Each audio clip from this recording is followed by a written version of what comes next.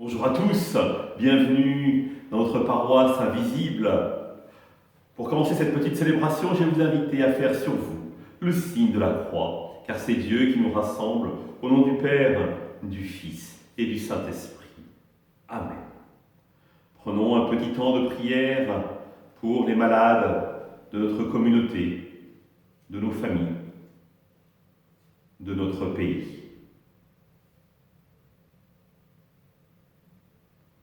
Prions pour les soignants, ceux qui se dévouent pour les accompagner dans leur détresse. Prions enfin pour les morts, les personnes décédées et toutes les personnes qui ressentent ce manque de la présence de l'être aimé. Pour manifester toutes ces prières, je vais maintenant allumer la bougie.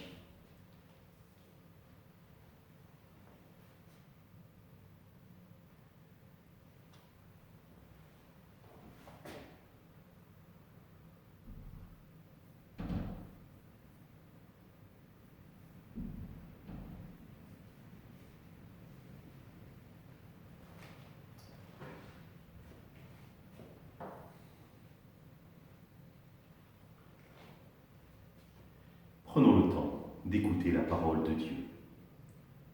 Dans l'évangile de Jean, en ce temps-là, Jésus disait aux pharisiens : « Je m'en vais, vous me chercherez et vous mourrez dans votre péché. Là où moi je vais, vous ne pouvez pas aller. » Les Juifs disaient : « Veut-il donc se donner la mort, puisqu'il dit : Là où moi je vais, vous ne pouvez pas aller ?»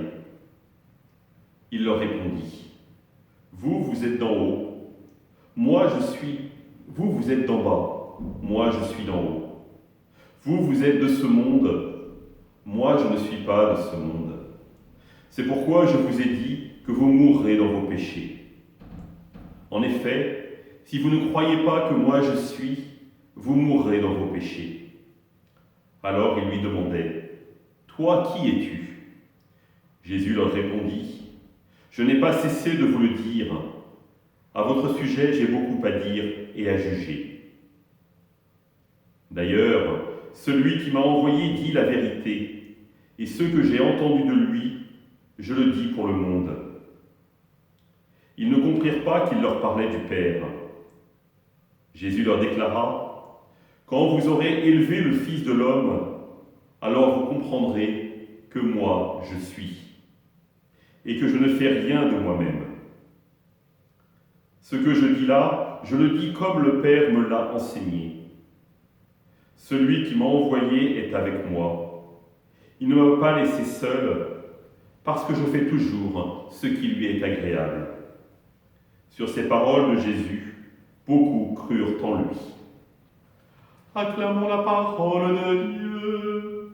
Louange à toi, Seigneur Jésus.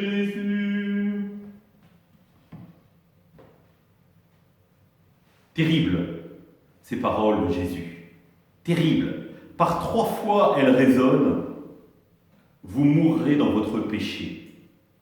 Les pauvres pharisiens, ils ne savaient plus, certainement plus, où se mettre. Les paroles du rabbi lui paraissaient particulièrement obscures. Vous mourrez dans votre péché. Je vous rappelle, frères et sœurs, que le péché, dans la tradition biblique, c'est la rupture d'alliance avec Dieu. Or, les pharisiens qui se pensent justes, qui pensent être en alliance avec Dieu, Jésus leur dit : non seulement vous vivez dans le péché, mais vous mourrez dans votre péché. Parce que vous oubliez que ce qui est fondamental, c'est d'ouvrir votre cœur, de changer. Le monde, dans l'évangile de Jean, signifie ce qui est mortel, temporel, plutôt du côté du mal, alors que le ciel, évidemment, est du côté de Dieu. Et les pharisiens, en restant enfermés dans leur loi, sont du côté du monde. Ils sont embourbés dans leur loi et n'arrivent pas à s'en sortir. Et Jésus essaye de les tirer vers le haut, de les tirer vers le ciel. Mais comme cela est dur. Pour les tirer vers le ciel, Jésus nous dit quel est son secret. son relation avec son Père. Son Père lui a dit qu'il ne le laisserait pas seul. Et Jésus s'appuie sur cette promesse, cette espérance, ce qu'il vit, pour pouvoir véritablement vivre ce qu'il a à vivre. Dans les moments de joie, comme dans les moments de difficulté. Il n'est pas seul. Il ne compte pas sur ses propres forces. Il compte sur la force de son Père.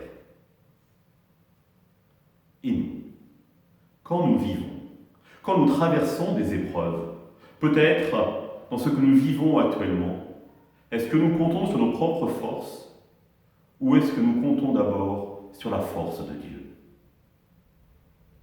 Une petite histoire pour illustrer. C'est l'histoire d'un petit Georges qui veut bricoler avec son papa. Et son papa lui dit « Va me chercher la trousse à outils pour m'aider. » Et donc, l'enfant va chercher la trousse à outils, et évidemment, la trousse à outils, elle est lourde. Il commence un peu à la traîner, mais il n'y arrive pas. Et il commence à pleurer, à pleurer. Son père s'inquiète et dit « Qu'est-ce qui se passe ?» Donc il va voir ce que fait Georges, et lui dit « Qu'est-ce que tu fais? Pourquoi tu pleures ?» Il dit « J'arrive pas à déplacer la trousse à outils. » Et le père lui dit « Mais y as-tu mis toutes tes forces ?» Et l'enfant de répondre « Oui, toutes mes forces. » Et le père de dire « Non, tu n'y as pas mis toutes tes forces parce que tu ne m'as pas demandé. Ma force est ta force. » Je crois qu'avec Dieu, il en est exactement de même. La force de Dieu peut être notre force si nous avons l'humilité de reconnaître que nous avons besoin de lui. Si nous ne restons pas enfermés dans nos certitudes, si nous sommes capables d'ouvrir notre cœur. Jésus nous dit cette bonne nouvelle, Dieu ne nous laissera pas seuls. Alors, frères et sœurs, ayons la simplicité de nous tourner vers lui et de lui dire « J'ai besoin de toi, j'ai besoin de ta présence, j'ai besoin de ton amour pour traverser ce que je vis aujourd'hui. Avec toi, je sais que même je pourrais traverser la mort. »